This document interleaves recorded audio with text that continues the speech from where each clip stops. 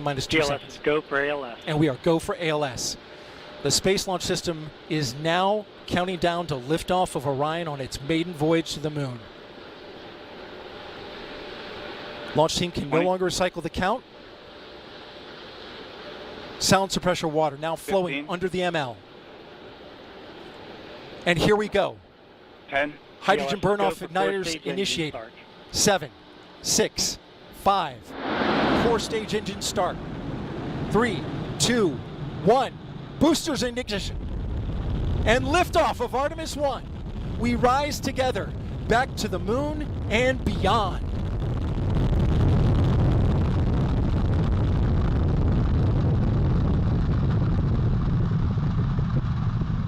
Engines on the core stage and 2 solid rocket boosters now propelling the vehicle at 128 miles per hour. Hearing good control on the roll from teams in Mission Control Houston. All good calls so far. Now 30 seconds into the flight of Artemis I. First milestone will be for the vehicle to pass through max Q at about 1 minute and 9 seconds into launch. This is the greatest period of atmospheric force on the rocket.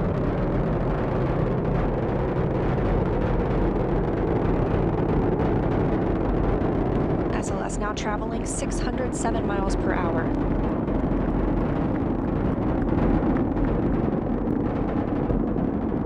You're looking at 8.8 million pounds of maximum thrust. Quiet here in the loops in Mission Control. The 4 core stage engines are throttling down ahead of passing through max Q.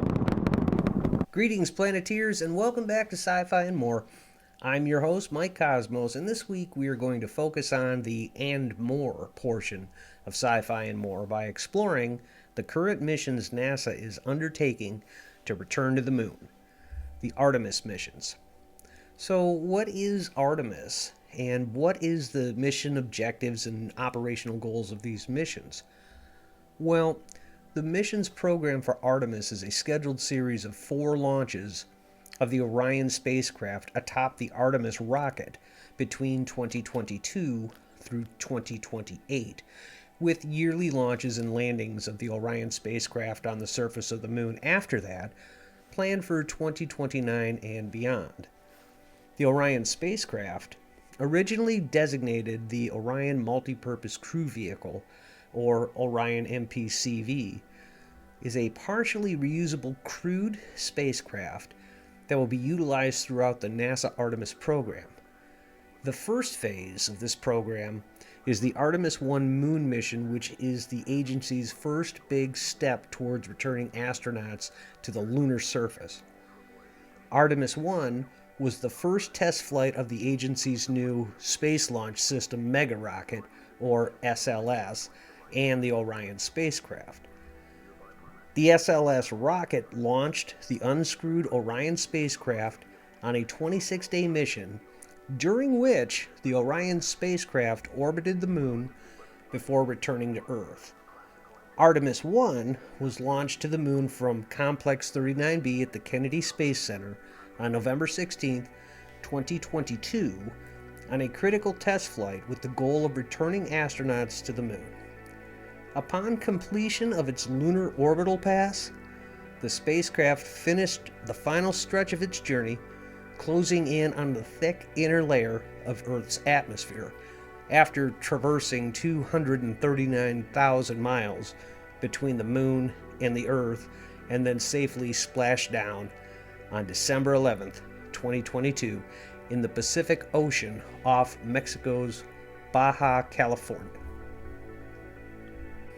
Artemis I, which was formerly designated Exploration Mission 1, was the first integrated flight test of NASA's deep space exploration systems, which are the Orion spacecraft, the Space Launch System rocket, or SLS, in conjunction with the newly upgraded Exploration Ground Systems at the Kennedy Space Center in Cape Canaveral, Florida.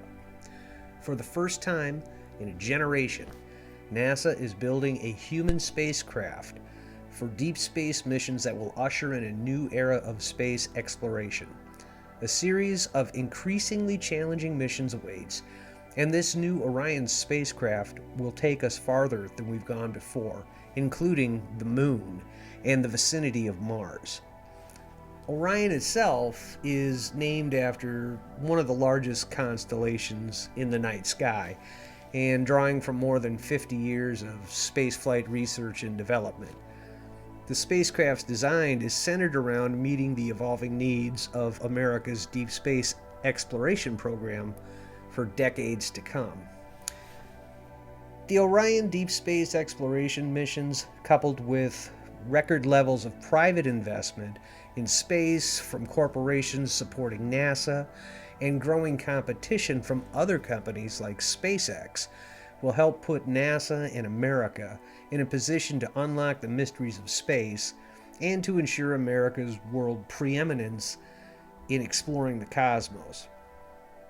Orion will serve as the exploration vehicle that will carry the crew to space, providing emergency abort capability, sustain astronauts during their missions, and provide safe re-entry from deep space return velocities.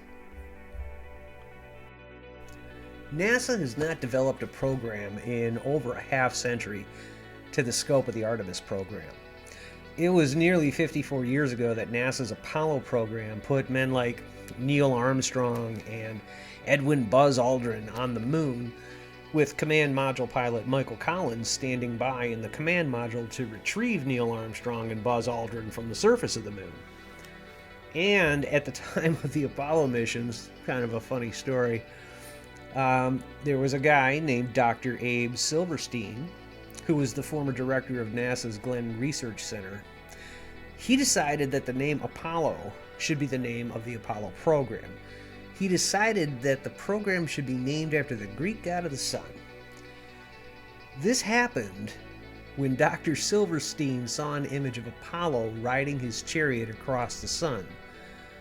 He indicated at that point to his peers at NASA that the name is appropriate for the scale of the Apollo program.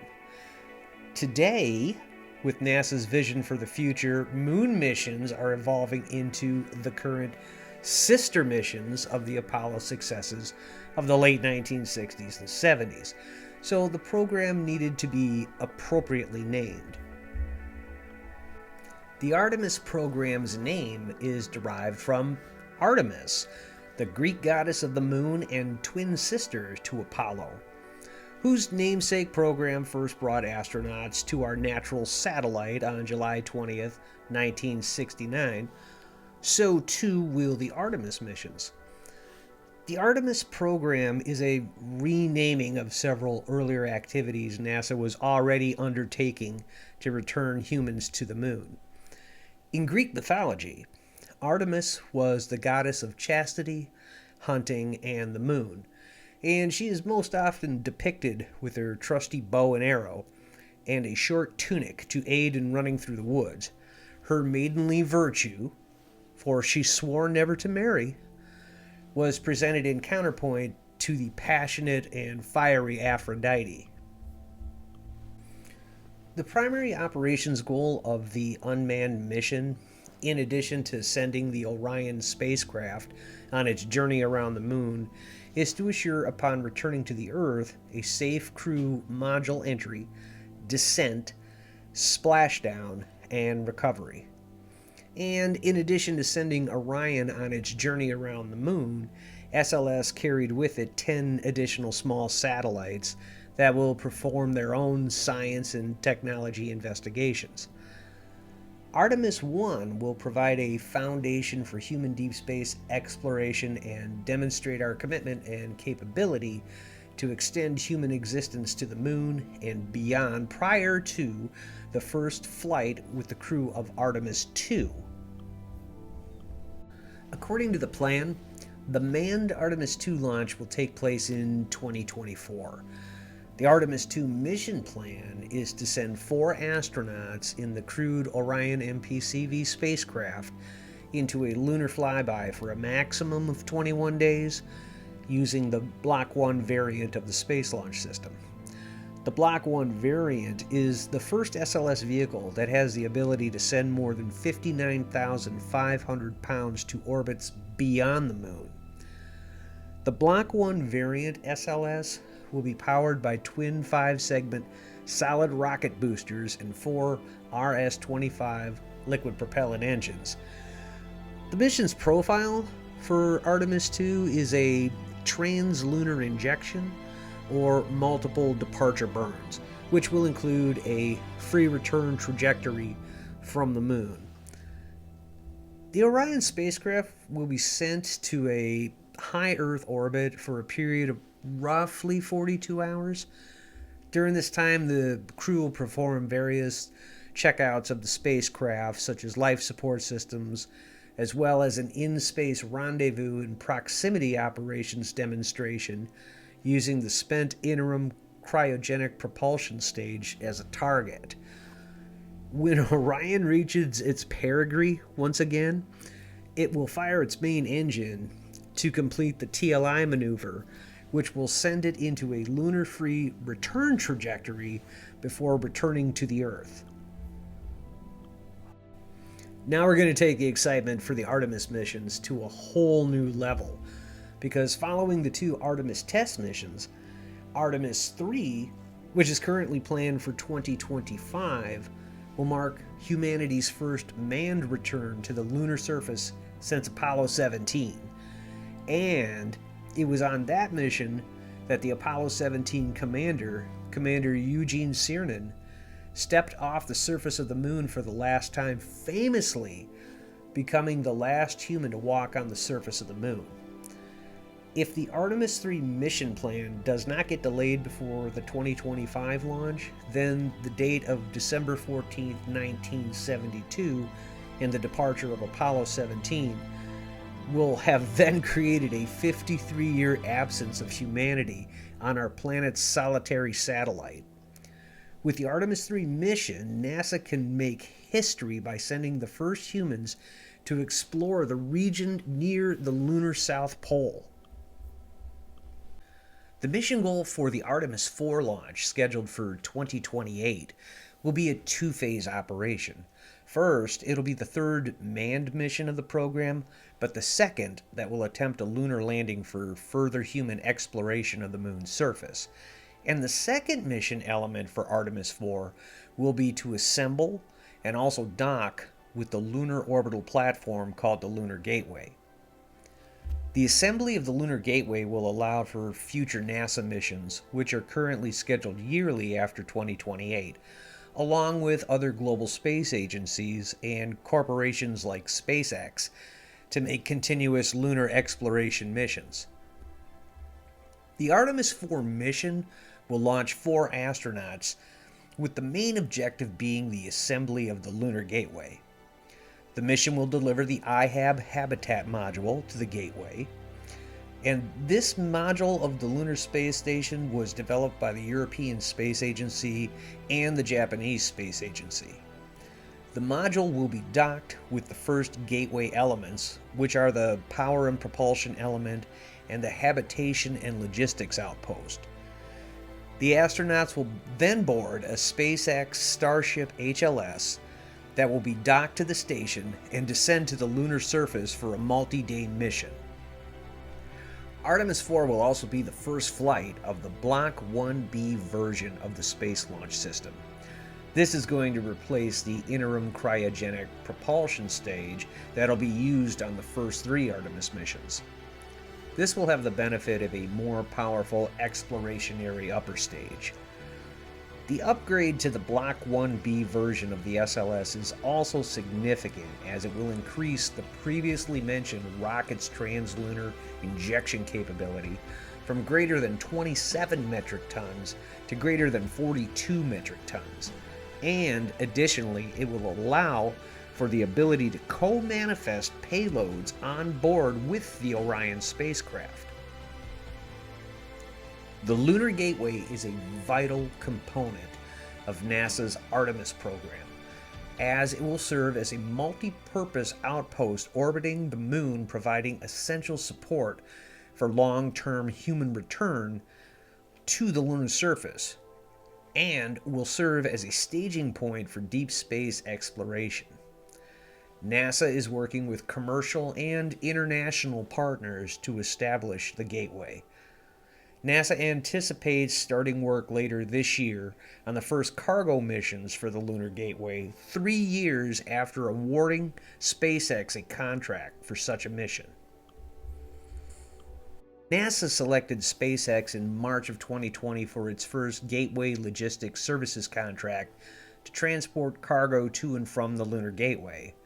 SpaceX will develop a version of their Dragon cargo spacecraft, which will be designated Dragon XL, which will launch on a SpaceX Falcon Heavy to deliver several tons of cargo to Gateway necessary for the assembly of the lunar station ahead of the Artemis IV mission.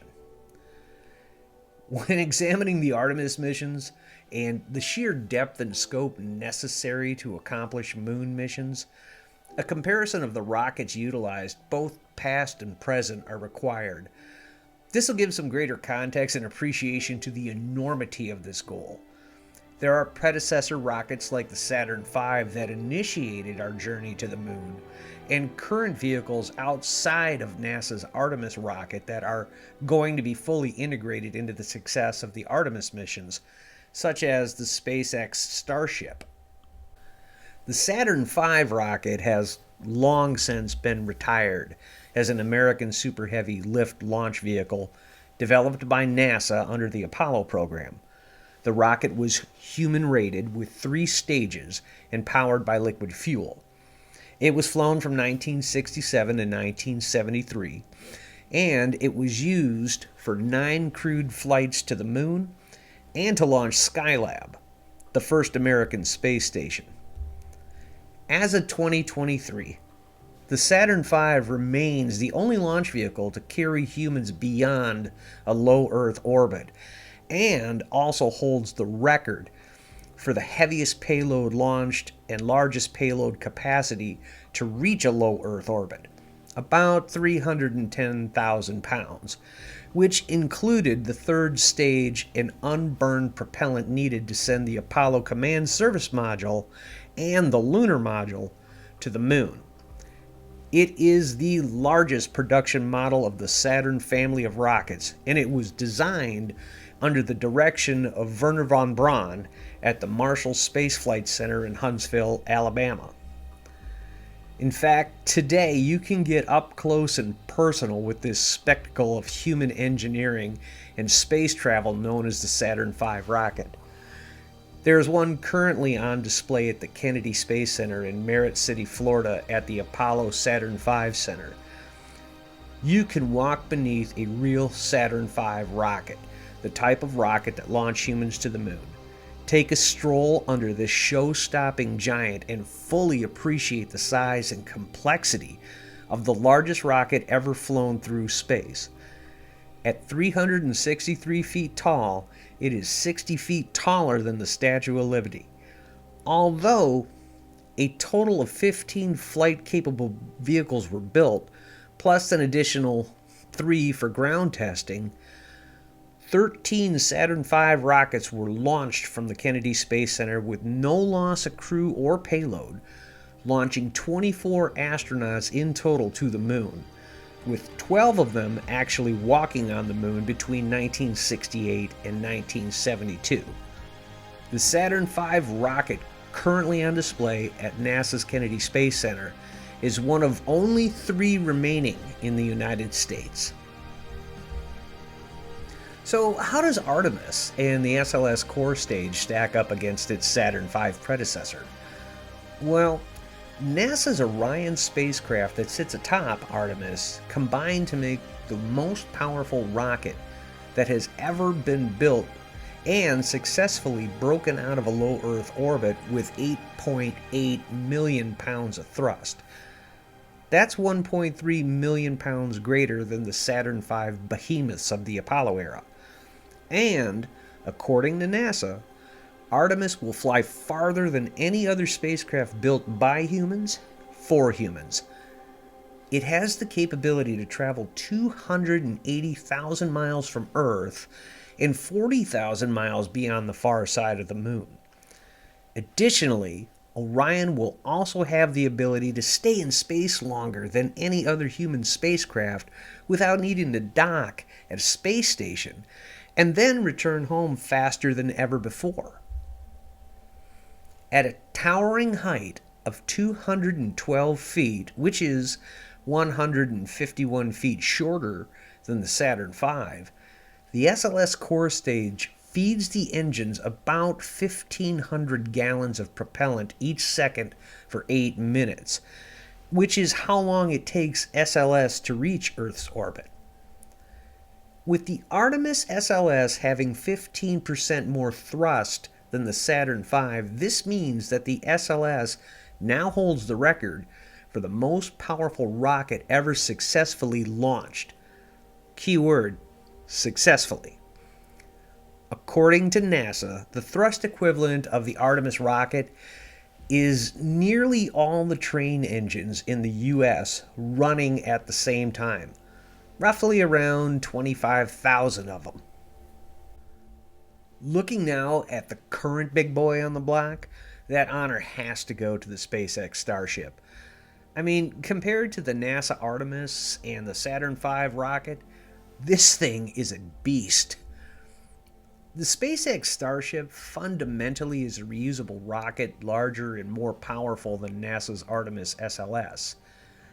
This vehicle has the potential and aspiration of SpaceX founder, CEO, and chief engineer Elon Musk to take humans to the moon and eventually to Mars. Starship boasts an impressive 33-engine Super Heavy booster. To give a comparison between NASA's Artemis and the SpaceX Starship, the Artemis SLS, as mentioned, can generate 8.8 million pounds of thrust, which is enough to earn it the title of the world's most powerful rocket. However, Starship is a super heavy lift space vehicle that stands at a staggering 390 feet in height, which is 27 feet taller than the former tall boy on the block, the Saturn V. Starship boasts an impressive liftoff mass as well at 5,000 metric tons or 11 million pounds, making Starship the largest and most powerful launch vehicle ever flown, and the first intended to be fully reusable. According to SpaceX, the Starship is roughly twice as powerful as its competitor and capable of generating around 17 million pounds of thrust. And an amount, by the way, this amount of thrust is an amount of thrust that no future variant of NASA's SLS could even come close to achieving. As impressive as the capabilities of the Starship are, one aspect is unique. Starship is unlike any other spacefaring vehicle ever launched. It launches vertically in 2 stages, and then the booster stage, just like the first stage of the SpaceX Falcon 9 rocket, returns to the launch pad and is caught by arms dubbed chopsticks. With Starship, the goal eventually, when the spaceship's job is done, that it too shall return to the pad. Although the Starship is a beautiful machine, unfortunately it came to an ugly end on April 20th, 2023, just last week, when SpaceX's slick, silvery, gargantuan 40-story tall Starship rocket consumed itself in an orange and white fireball just 4 minutes after launch and 24 miles above the Gulf of Mexico off the coast of Texas. In a post shortly after the flight ended, SpaceX announced that its flight termination system, essentially a self-destruct mechanism, destroyed both stages of the rocket to prevent injury to people and damage to structures on the ground. Elon Musk's giant Starship, the world's largest and most powerful rocket, exploded in a spectacular fireball on its historic first test flight. Starship blew up during an unpiloted first test flight of the spacecraft. Video of the rocket captured flashes of several of the 33 engines that failed on the lower portion of the spacecraft, which is the Super Heavy booster. That turned out to be too much for the guidance system to compensate for, and the vehicle started tumbling in a corkscrew path. And while SpaceX hasn't shared many details yet about what happened to Starship's maiden voyage, one fact is known. It was intentionally ordered to explode. In an article from NPR, they reported that the launch on Thursday, April 20th, 2023, was hailed as a real accomplishment and so successful, according to Bill Nelson and retired International Space Station Commander Chris Hadfield.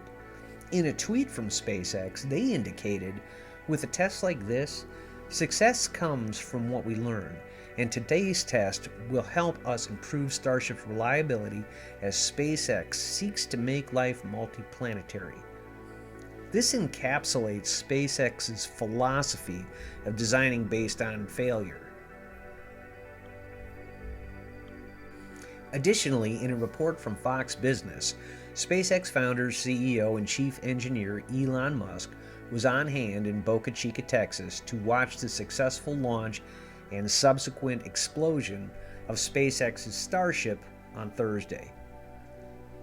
Musk watched the launch from the command room not far from the rocket launch site, and a short time after the tragic explosion, Musk tweeted, "Congrats, SpaceX team, on an exciting test launch of Starship. Learned a lot for the next test launch in a few months." Now, to the rational mind, this would seem like a massive setback for SpaceX and their future plans of space exploration. But Elon Musk has proven he thinks very differently than you and I. I mean, love the guy or hate the guy, what would seem like a disaster for most of us, to him, he's taken in stride and using this test flight as an opportunity to learn and improve. This is a guy that is not afraid of risk. It almost feels like Elon Musk lives in a world of Thomas Edison quotes, such as, "Genius is 1% inspiration and 99% perspiration," or Thomas Edison's famous quote about how he felt about failing to develop the light bulb after 1,000 times, to which Thomas Edison said, "I didn't fail 1,000 times. The light bulb was an invention with 1,000 steps." This seems to line up with the SpaceX mantra of designing based on failure. But with Elon Musk, to see how successful an endeavor can be, and also to see how both him and SpaceX will stay on schedule with the NASA Artemis plans, all you have to do is look at this guy's resume, which includes not only being the founder and CEO of SpaceX, but the CEO and architect of Tesla Incorporated. He also is the owner and CEO of Twitter, founder of Boring Company, which is an underground tunneling company designed to solve big city traffic problems, the co-founder of Neuralink and OpenAI, and the president of the philanthropic Musk Foundation, which makes grants to support renewable energy, human space exploration, pediatric research, science and engineering education, and development for safe artificial intelligence. He's an angel investor. And what do angel investors do? Well, angel investors are wealthy private investors focused on financing small business ventures in exchange for equity. And unlike venture capitalists, angel investors use their own net worth. Like I said, love the guy or hate the guy, but in a nutshell, this is a guy that can get things done. My belief is that despite the explosion of Starship last week, this guy is not going to fall short on his commitment to NASA.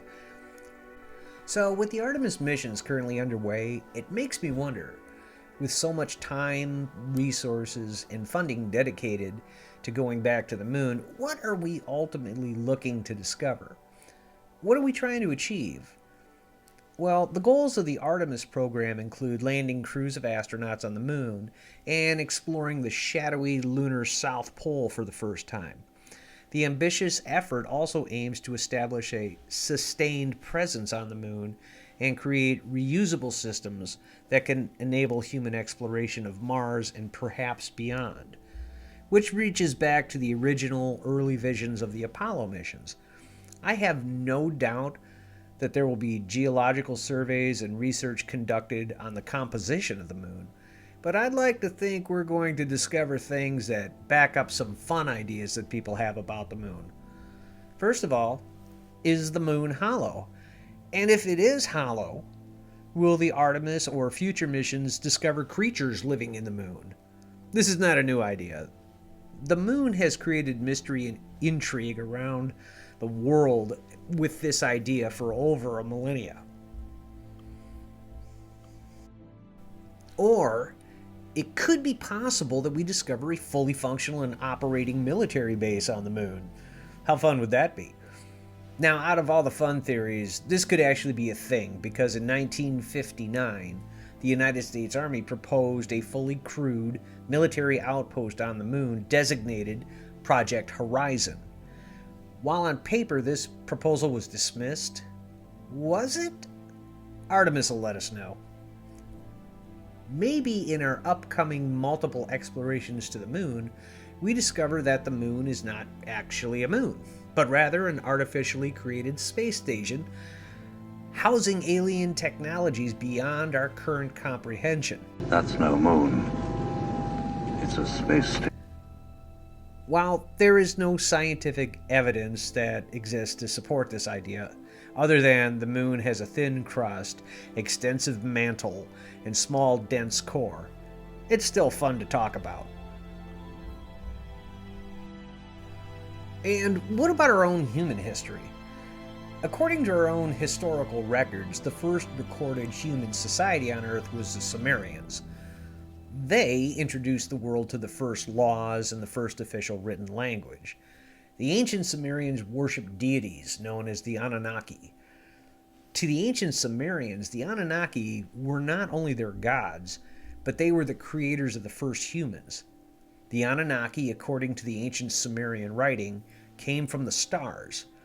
They were not so much gods as they were extraterrestrial beings that visited Earth in the distant past. Is it possible that they used the moon as an outpost? And if they did, are pieces of the ancient past still on the moon waiting for us to discover them? Artemis will let us know.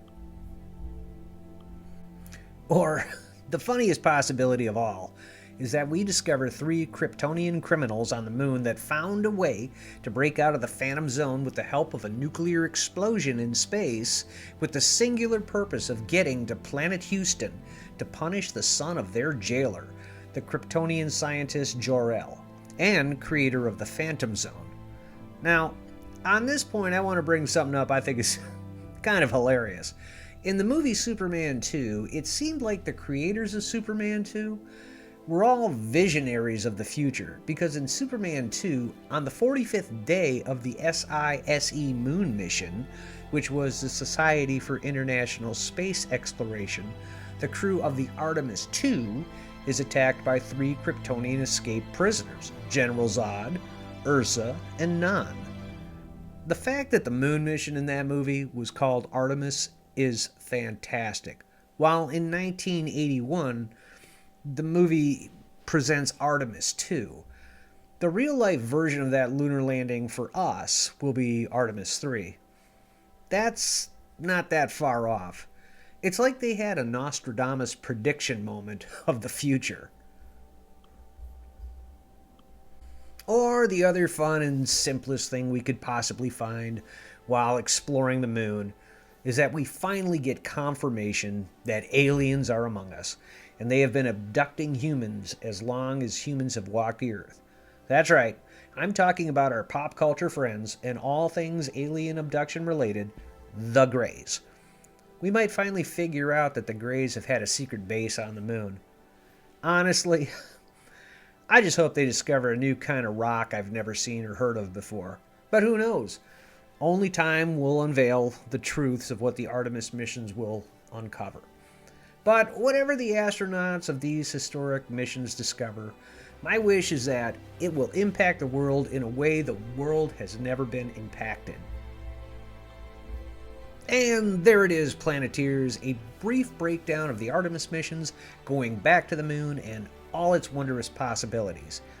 As always, thank you very much, Planeteers, for watching our Back to the Moon video. We hope you enjoyed it, and if you enjoyed this video, please be sure to leave a like and a share. Please subscribe to our channel, and don't forget to smash that bell for alerts. If there are sci-fi topics you would like to hear about or chat about on our channel, be sure to leave a comment below. We can also be found across social media, so please check us out on our social media sites for the latest and greatest happenings in the Planeteer galaxy. We can be found on Twitter at Sci-Fi More, on Instagram at Sci-Fi and More, and on Facebook at Mike Cosmos Sci-Fi and More. And starting in May, we will be starting our online magazine called the Planeteer Pulse, created to keep all of Sci-Fi Galaxy up to date on the current happenings of all things sci-fi. Until next time, Planeteers, have a great galactic day.